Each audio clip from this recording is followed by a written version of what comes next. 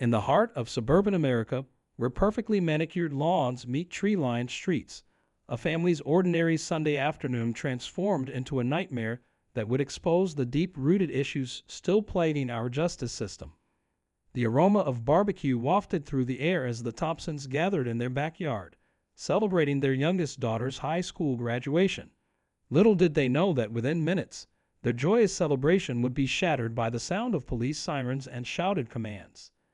The events that unfolded on that warm June day would not only change the Thompson family forever but would also spark a nationwide conversation about racial profiling, police accountability, and the critical need for reform.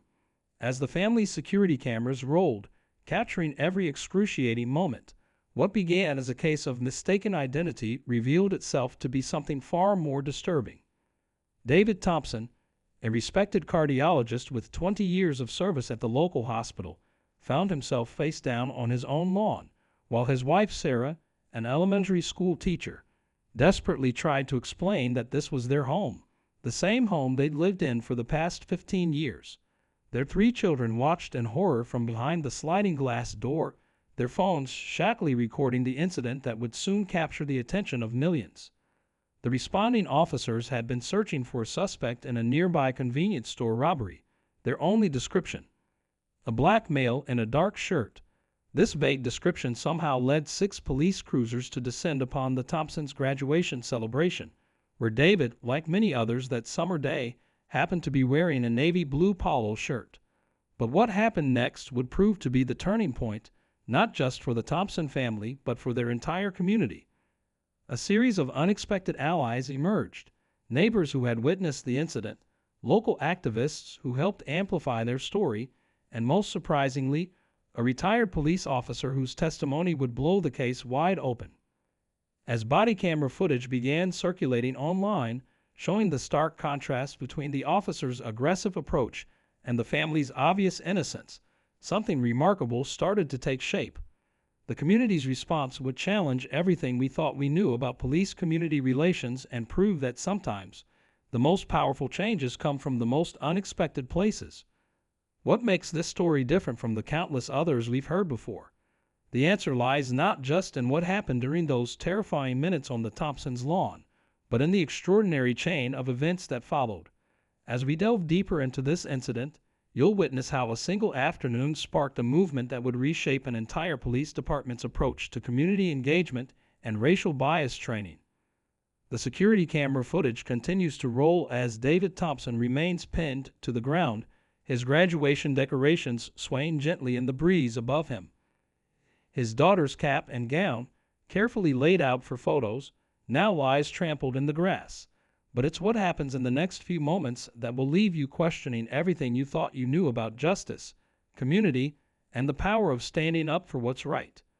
What unfolded next would not only change department policies, but would also become a blueprint for police reform across the country. As we continue this story, you'll see how one family's traumatic experience transformed into a catalyst for change, proving that sometimes the most painful moments can lead to the most powerful transformations. But first, let's rewind to the exact moment when everything changed, when the first police car turned onto Oak Street, and the Thompsons' world turned upside down. The drive to the station was tense. Caleb sat in the back of the police car, his wrists cuffed too tightly, biting into his skin. He tried to catch his mother's eyes, but she was a few feet away in a separate squad car, looking out the window with a frozen, unreadable expression. Caleb wanted to shout that it would be okay, that they'd figure it out, but even he didn't believe it. The officers who had stormed their home barely offered any explanation. They only barked orders. The neighbors had peeked from their windows, whispering, judging. His sister Jade had screamed until one of the cops shoved her into the back seat. Caleb's mind raced. This couldn't be happening. There had been no crime, no reason for their lives to be upended in such a cruel way. His family was known in their community. His mother, Angela, worked tirelessly as a nurse, putting in double shifts to support them. His father, long gone now, had left behind only debt and memories, but they had been making it work. They kept their heads down. They were good people. So why? The police station loomed ahead, a gray building that always seemed colder than the rest of town. The fluorescent lights inside flickered, adding a strange rhythm to the low hum of voices. Caleb and Jade were separated from their mother almost immediately. They were led down narrow hallways, past rows of uncaring faces. It was only then, in the harsh glare of an interrogation room, that Caleb's rage began to burn hotter than his fear. "Where's my mom?" he demanded, his voice cracking. But the officer sitting across from him, a man with a badge too shiny and a stare too cold, didn't even flinch. "You think this is a game, kid?" The man leaned back, tossing a file onto the table. "We know what you've been up to." Caleb's stomach dropped. What were they talking about? Drugs, they claimed, had been found nearby, supposedly tied to their home, or so they said. The words spun in his head. It was nonsense. Their home had been raided, their lives disrupted, because of flimsy accusations and stereotypes dressed as evidence. He wanted to scream that they'd never touched any of it, that this was a setup, but the officer's sneer made it clear. They didn't care about the truth. They wanted someone to blame. In the adjoining room, Jade faced another officer. She was only 16, but the woman grilling her treated her like a hardened criminal. Questions were rapid-fired, designed to trip her up, to confuse her. The words started to blur together. Jade tried to think of her mother's soothing voice, of Caleb's jokes meant to cheer her up after long school days. But fear kept pressing on her chest, making it hard to breathe. She'd seen the way these cops looked at them, as if they were guilty before a single word was spoken. Meanwhile, Angela sat alone in another room. Her hands were still cuffed, her wrists bruised and itching. Her mind ran through every detail of the past few weeks, trying to pinpoint when their lives had gone so terribly wrong. She thought of the officers' eyes as they tore through their belongings, as if hoping to find anything to justify their actions. But there was nothing, because they had done nothing. The helplessness gnawed at her, and she clenched her fists, willing herself not to break down. She needed to stay strong. For her children. The hours dragged by. Caleb, Jade, and Angela were finally brought together again, but only briefly. They caught each other's eyes, and the silent promise passed between them. They would not let this break them. But outside the station, the story was already spreading. Twisted, half-truths whispered through the town like wildfire. Friends distanced themselves. Strangers took sides. Caleb realized that this fight wasn't just about proving their innocence. It was about surviving a system that seemed determined to crush them. As the doors closed behind them once more, leaving only cold air and harsh light, he vowed that whatever it took, they would find a way through this. But first, they had to make it out intact. The days after their arrest were a blur of tension and uncertainty. Angela paced the small living room, glancing every few minutes at her phone, half expecting it to ring with news that things had taken another turn for the worse. Caleb and Jade sat silently on the worn-out couch, exchanging looks that spoke of shared fear, anger, and confusion. The air was heavy. The officers had let them go for now, but it felt like a temporary reprieve, a twisted game where they were merely prey given a brief head start. Rumors continued to spread. Their neighbors watched from porches, whispered among themselves, and avoided eye contact when Angela tried to speak to them. She had thought they were more than acquaintances after years of polite nods and shared block parties. She realized now how shallow those connections had been. Caleb clenched his jaw every time he walked past familiar faces that suddenly saw him as a stranger, a threat. Jade barely left the house, spending hours in her room, scrolling through her phone to find every hateful comment, every misguided post about their family. It seemed like the world wanted them guilty. Then there was the lawyer, Mr. Rivers, a weary-looking man who seemed kind but overwhelmed. "We're going to fight this," he said during their first meeting, though his eyes betrayed just how uphill the battle was. He explained how these cases often played out, how assumptions and stereotypes poisoned even the smallest threads of justice. "They'll keep pushing," he warned, "until we push back harder." Angela nodded, determination hardening her features. But Caleb couldn't help the bitterness that crept in. He'd heard about injustice all his life. Now he was living it. "We shouldn't have to push at all," he muttered, and Mr. Rivers didn't disagree. He just looked tired. As the court date loomed closer, things grew worse. Anonymous threats appear on their doorstep. "We know who you are." One note read, scrawled in an uneven hand. Angela ripped it up and threw it away, but her hands shook for hours afterward. Caleb started sleeping with a bat beside his bed, his heart pounding at every creak of the old house. Jade's eyes grew hollow. She barely spoke, haunted by nightmares of police cars and harsh interrogations. One evening, Angela sat them down at the kitchen table. The soft glow of a lamp was their only light, casting long shadows on the peeling wallpaper. "I don't know how long this will take," she admitted, voice low but steady. "But we're together, and that's how we'll stay." Caleb wanted to believe her, wanted to trust that their bond could withstand what felt like an unstoppable force. But doubt gnawed at him.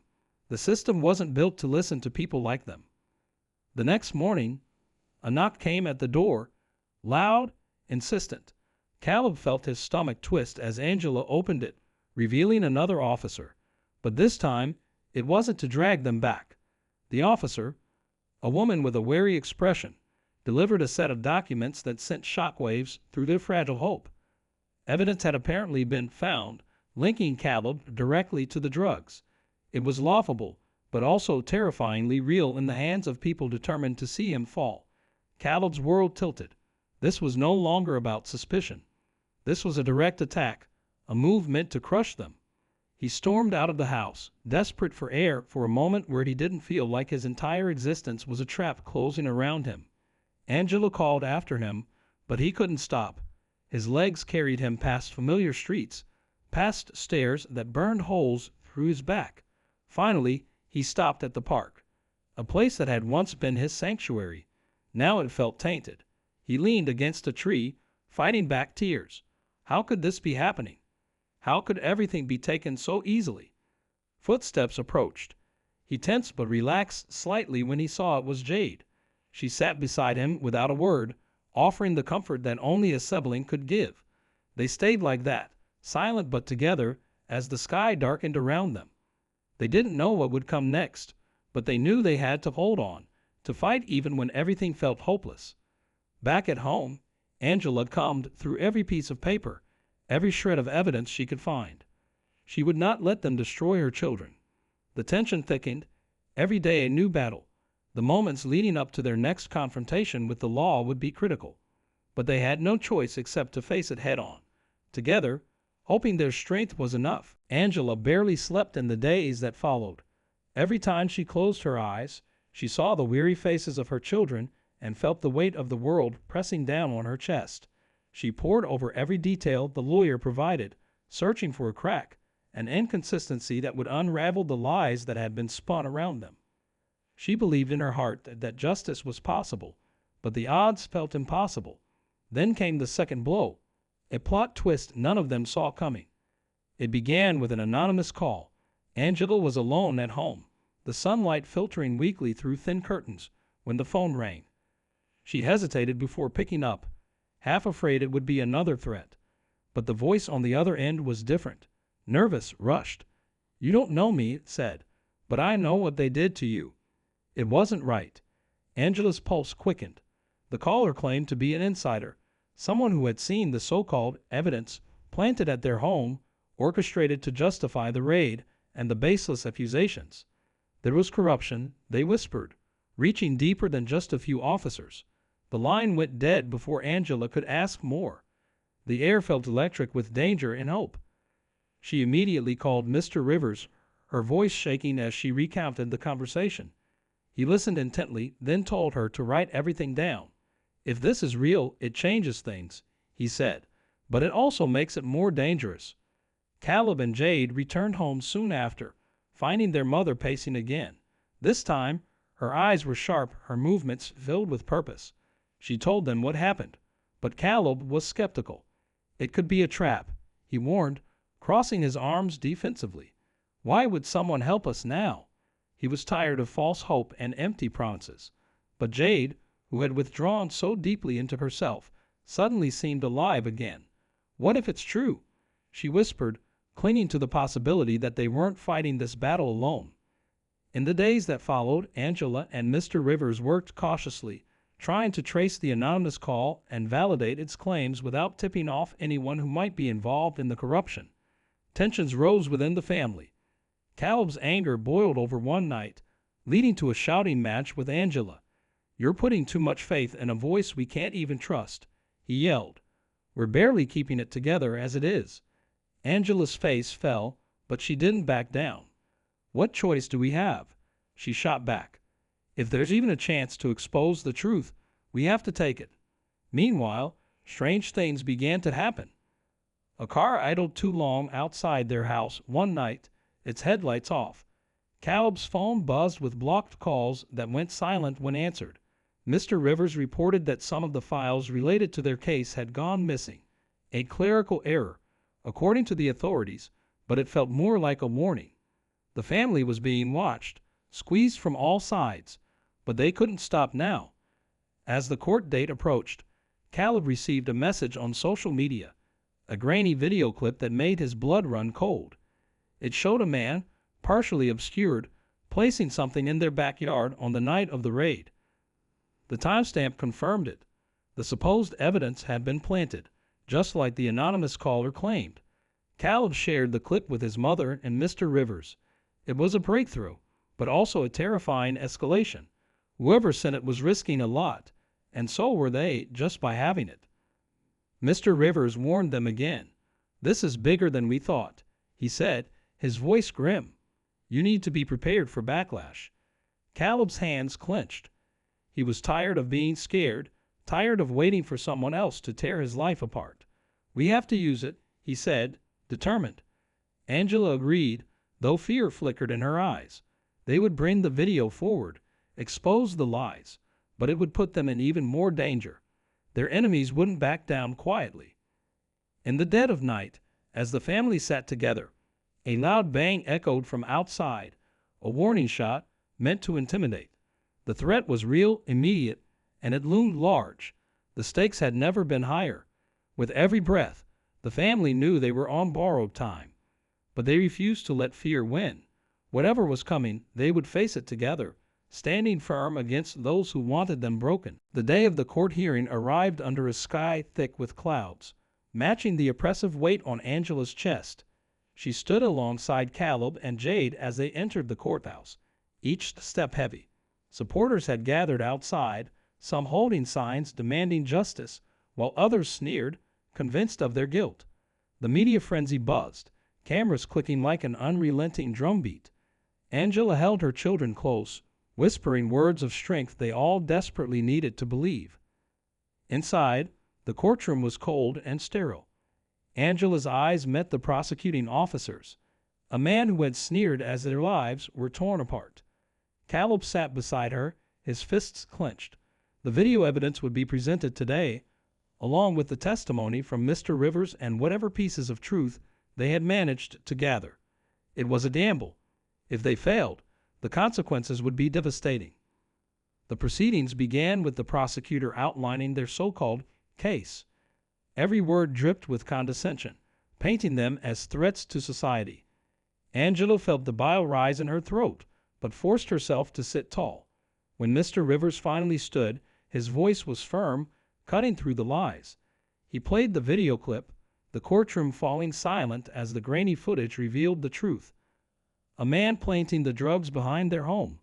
Gasps echoed. The prosecutor's face darkened, his composure slipping for the briefest moment. The judge called for order, and Angela's pulse thundered. This was their moment. Mr. Rivers explained the video's origin, tying it to evidence of corruption within the department. He spoke clearly, outlining the pattern, the lies, the way evidence had been fabricated to justify the raid. For the first time in weeks, hope flickered, but it was short-lived. The prosecutor leaned forward, his expression cold and calculating. A desperate move, he sneered, using doctored footage to distract from the real charges. He presented his own new evidence that painted Caleb as deeply involved. Angela's heart dropped. This wasn't about justice. It was about crushing them, no matter the cost. But then, in a twist no one expected, the doors to the courtroom opened.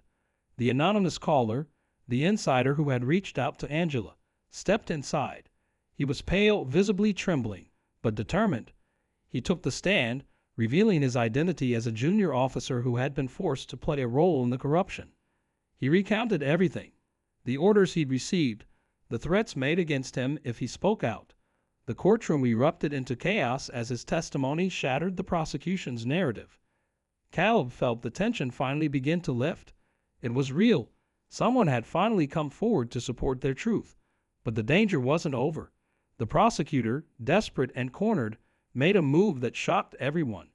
He accused the witness of conspiracy, claiming the man had been bribed. The room fell into uneasy silence, tension thick as the judge considered the words. Angela's hands trembled as she watched everything hang in the balance. The judge called for a brief recess. When they reconvened, he looked at the family, at the prosecutor, and finally at the witness. His words were measured but firm. The evidence presented suggests severe misconduct by certain members of the department. This case demands a deeper investigation. The charges were dropped, pending further review. The family was free, for now. Relief washed over Angela, Caleb, and Jade in waves. They embraced, tears streaming, but they knew this wasn't truly the end. There would be repercussions for those who exposed corruption. The fight wasn't over, but they had their lives back, a chance to rebuild, and they would take it. As they stepped outside, blinking against the flashes of cameras, Angela squeezed her children's hands tightly. Whatever came next, they would face it together. Just as they began to walk away, Angela caught a glimpse of the prosecutor whispering furiously with another officer. A shiver ran down her spine. The battle was won, but the war for justice was far from over. She knew their fight had just entered a new chapter, and they would be ready. The months that followed were a blur of adjustment and rebuilding. After the courtroom victory, Angela, Caleb, and Jade thought they could finally breathe again, but the reality was more complicated. The case was far from over, but the wheels of justice had started to turn. Investigations into the corrupted officers began, though progress was slow. The family found comfort in the small victories, like Caleb's first day back at school without the constant whispers, or Jade starting to smile again after weeks of withdrawal. But even with the victories, the scars of the ordeal ran deep. Angela returned to her nursing job, but the job didn't feel the same. Everywhere she went, she saw the looks, sympathy mixed with doubt. She'd never been one to care what others thought, but this was different. Her family had been smeared, their lives torn apart by the very people who were meant to protect them. She felt anger boiling beneath her skin, but she channeled it into the work that mattered most, her children's future. Caleb's journey wasn't as simple. The media had lost interest in the case after the charges were dropped, but the damage had already been done. He was no longer the same kid who used to play basketball with friends on the street. He was quieter now, more introspective. At first, he resented the attention from well-meaning strangers who asked how he was doing, as though a few kind words could erase everything they'd been through. But over time, Caleb began to find his voice again, channeling the hurt and anger into something constructive. He started working on a blog, sharing his story and speaking out about injustice. It wasn't much, but it was his way of taking control. Jade, who had always been the quiet one, surprised them all. Her resilience grew in ways they hadn't expected. She found solace in art, pouring her emotions into drawings and paintings. One day, she presented Angela with a canvas, a family portrait. Caleb stood beside her, both of them drawn in vivid colors, their faces full of strength, hope, and defiance. Angela looked at it for a long moment, tears welling up in her eyes. The image was simple, but it spoke volumes. It was a reminder that they had survived. They were still here. They would keep fighting. The investigations into the officers involved in the corruption didn't go unnoticed. Slowly, names were revealed, and as the web of lies unraveled, other families who had been wronged began to come forward. It was the start of something bigger, a wave of truth rising up against a system that had for too long turned a blind eye to the abuse of power. The case was still ongoing, but the momentum was shifting. Slowly, the community began to heal, and Angela found a new sense of purpose in helping those who had been affected by the same corrupt system. But the final surprise came from an unexpected place. One evening, as they sat around the dinner table, Caleb received a letter. It was from the department, specifically from the very officers who had orchestrated the raid. Angela's heart sank. Was it another threat? A warning. But when Caleb opened it, the letter contained a simple apology. A single line. "We were wrong. We are sorry." It wasn't much, and it didn't erase the pain they had endured. But for the first time in a long while, Angela realized that some battles weren't won with grand gestures or public victories. Sometimes it was the small moments, the quiet acknowledgments of wrongs that had been done, that made the difference. In the weeks that followed, life slowly returned to a new kind of normal. Caleb's blog began to gain traction, with more and more people speaking out about the injustices they had faced. Jade's artwork was featured in a local exhibit, her pieces becoming a symbol of resilience. Angela's work, both at the hospital and within her community, helped her find a sense of purpose again. They had rebuilt their lives, not just through the legal victory, but by reclaiming their strength. They had learned in the hardest way that justice wasn't a single moment. It was a journey, and no matter how long that journey took, they would continue walking it together. The fight for fairness, for truth, would never be over, but they had become warriors in their own right, their resolve unshaken by the past. In the end, they knew one thing for sure. Their story wasn't just theirs. It was a reflection of something much larger. It was a reminder to the world that the fight for justice, no matter how long or difficult, was always worth it,